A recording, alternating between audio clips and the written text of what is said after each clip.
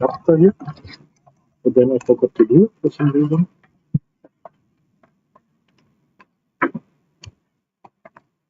Try again.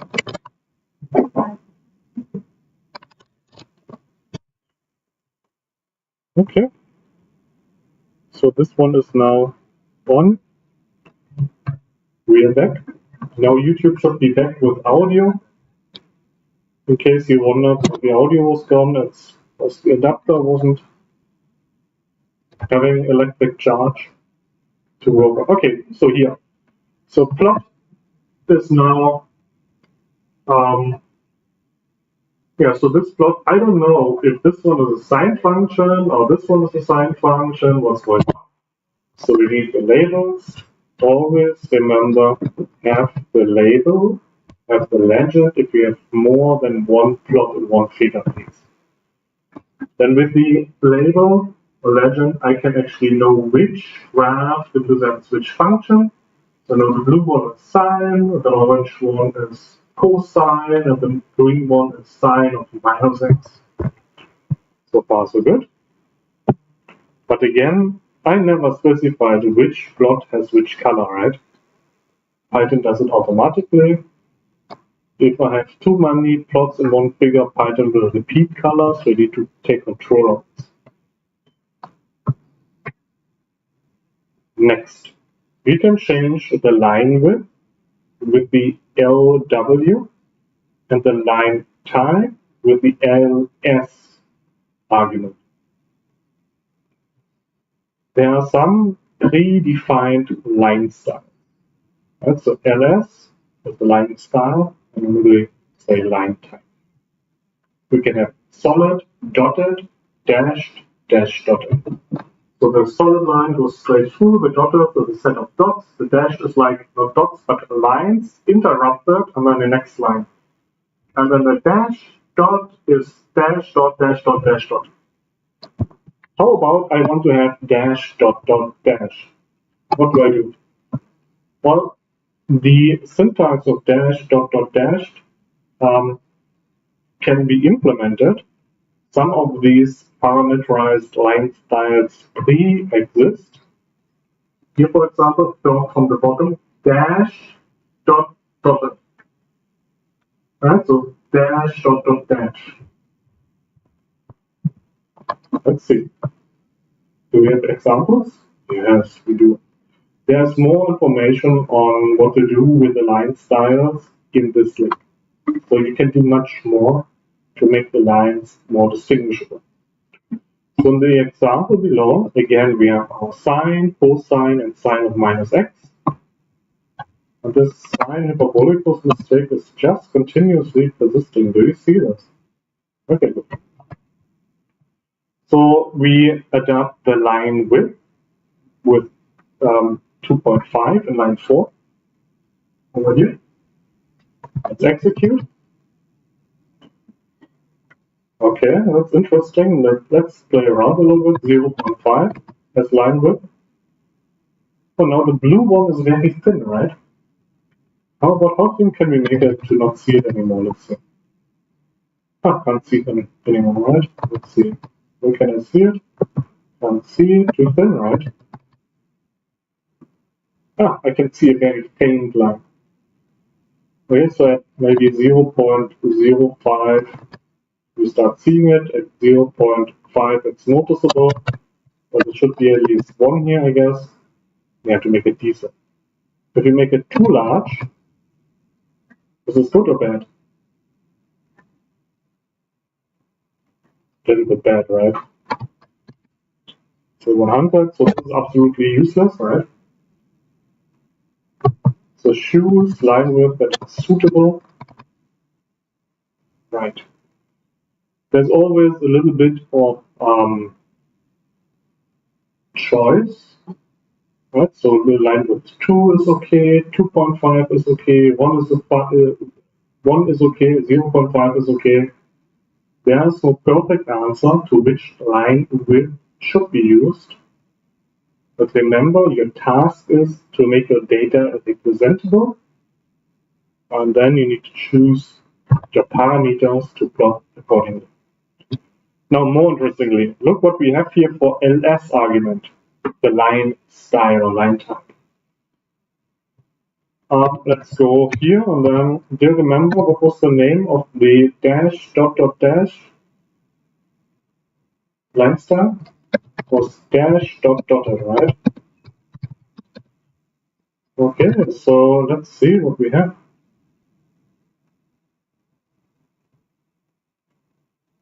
Does it work? Looks like it doesn't work anymore. Complaints about my dash dot dotted.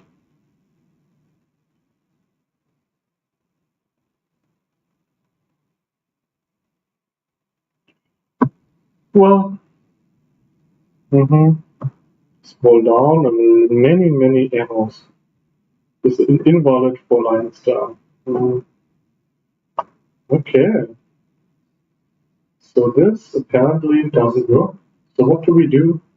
Well, when you look below, we just need to provide the list that encodes the line style. So 0 and then the round brackets are tuples. I need to check 3, 5, 1, 5, 1, 5. There we go. And I have my dash dot dot dash.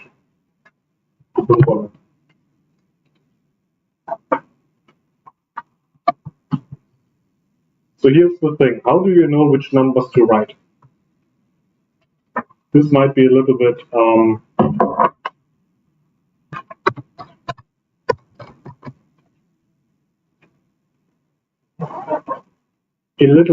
how would you say, well, you actually can explore this yourself if you change the, for example, the 1s to 3s. Then we have 3, 5, 3, 5, 3, 5, which is basically just the dashes, right? It should be the same as 3, 5. So you can play around 1, 5, 3, 5, 1, 5, 3, 5. Change a couple of 3s to 1s to 3s. Then we have dash dot dash dash dash dash dot dash dash dash dash dot. So one argument, the arguments here come in pairs, formulating something like start stop, start length. If you change the first number to dots, you get a dot. If we change this one to 10, should be a little bit longer dash, a little bit longer gap. Then this one to 10 should be long dash. Then the gap here we make shorter, 1. Right, so now we have a very short gap. Do you see how this is working?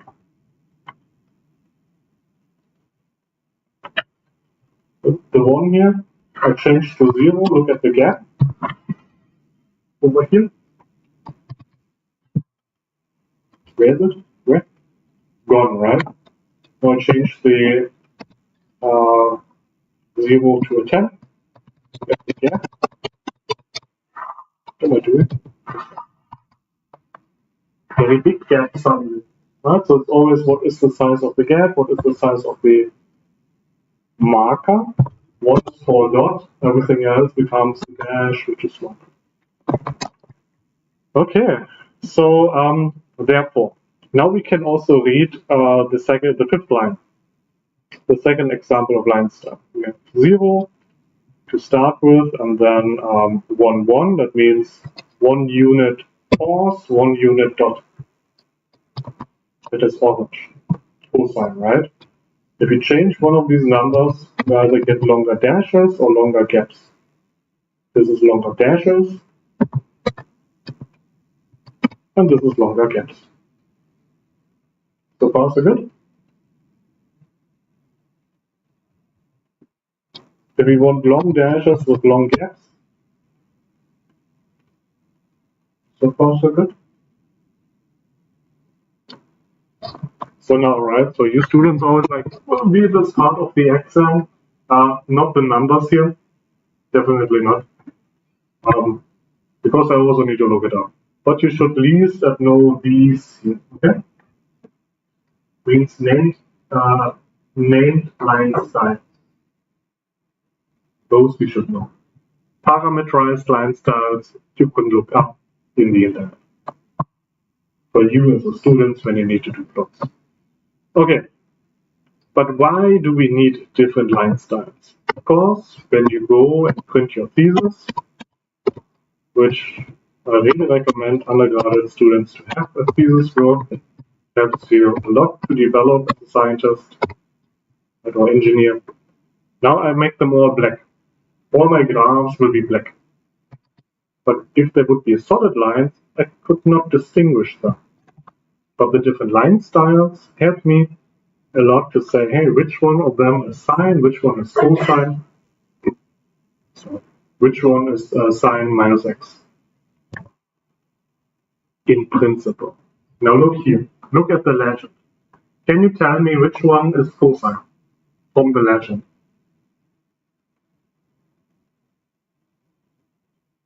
It's a little bit hard, right? Because the cosine looks like a solid line.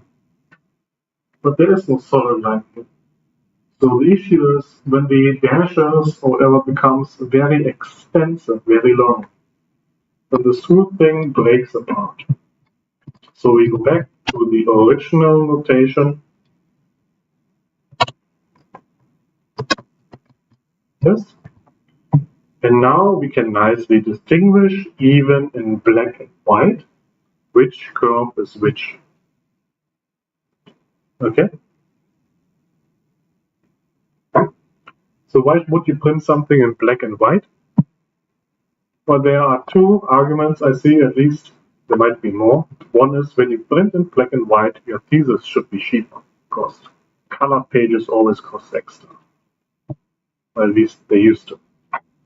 Second of all, black and white graphs have a certain simplicity to them, right? That don't distract you to too many colors. Okay, let's see. Annotations and labels. So labels we met already. Right? Plot labels. Annotations are different than labels. Do you know what is the difference between an annotation and a label? Right? So annotation are a little text that you put onto something, like a sticky note. Have you seen a sticky note? Like these little yellow squares, and then you write something and put on the fridge, and then mommy, puppy, goodbye milk, right? Okay, good. For example, right, on your roommates, don't eat my yogurt, something like this. Good. So in a plot, we also can have annotation. Why would we have an annotation in a plot? Well, to highlight points of interest. To not get lost into technical details, I was looking for a very special function with a very interesting point where we could practice annotation. What I have selected is the function absolute value of x, which is plotted here at the bottom. Right, to plot this function, I use NumPy ABS for absolute.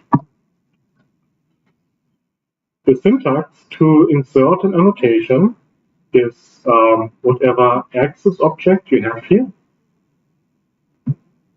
Annotate, string, right? This is the message you want to give, the font size, and we need to tell Python where in the plot we need to give the annotation. Right? The standard value is at 0, 0. So let's go here into our example, remove the x, y argument, the one that gives the position of our annotation, execute.